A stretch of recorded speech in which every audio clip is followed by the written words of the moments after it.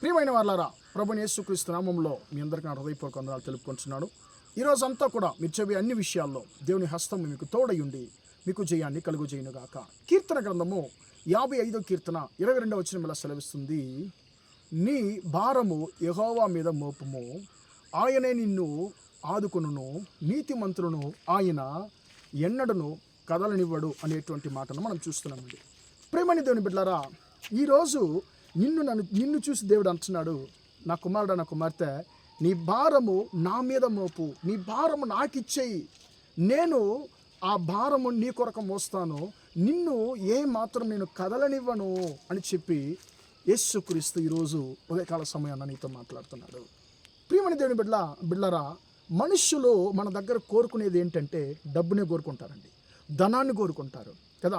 మన దగ్గర ఉండేటువంటి మంచిని మాత్రం కోరుకుంటారు, మన దగ్గర ఉండేటువంటి ఆశీర్వాదాన్ని కోరుకుంటారు. కొన్నిసార్లు మనల్ని మోసగించి ఆ యొక్క ధనాన్ని వారు దొంగిలించాలని చెప్పి ప్రియులరా వారు ప్రయాసపడుతూ ఉంటారు.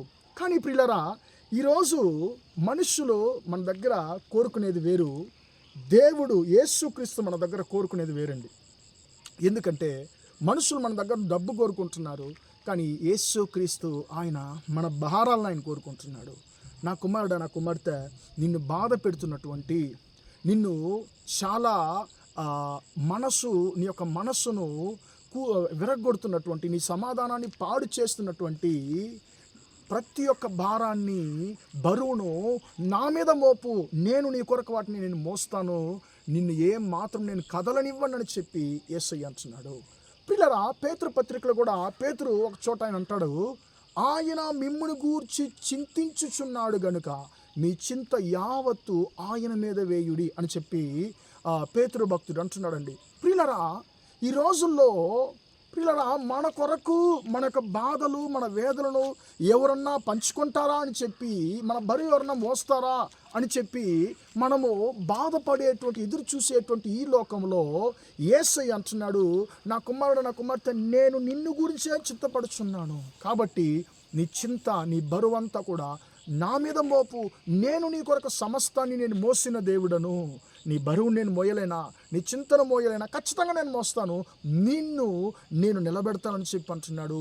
నా కుమారుడా, దేవుని యొక్క కుమారుడా కుమార్తె, ఆయన అంటున్నాడు, భారం మోసి నువ్వు భారం మొయ్యలేకపోతున్నావా, నా జీవితంలో ఇంకా నేను ఎన్ని రోజుల యొక్క భారాలు మోసేదించి బాధతో నువ్వు ఉంటున్నావేమో, యేసయ్య అంటున్నాడు, నా కుమారుడు నా కుమార్తె, బాధపడద్దు, నీ యొక్క భారాన్ని నా దగ్గర ఇచ్చేయి, నేను నీ కొరకు సమస్తాన్ని చేసి ముగించే దేవుడును, నిన్ను నీ కుటుంబాన్ని నిలబెడతానని చెప్పి యేసయ్య అంటున్నాడు. ప్రార్థన చేద్దామా?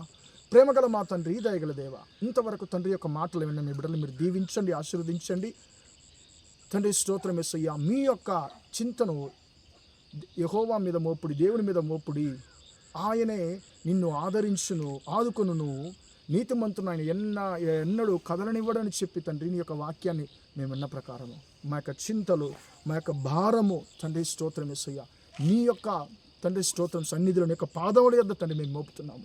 సమస్తాన్ని మా కొరకు చేసేటువంటి దేవుడు, మీ బిడ్డల తండ్రి ఎలాంటి భారాలతో ఎలాంటి కష్టాలతో తండ్రి బాధపడుతున్నారో తండ్రి, వారి భారానంతా కూడా మీరు తొలగించమని ప్రార్థిస్తున్నాను.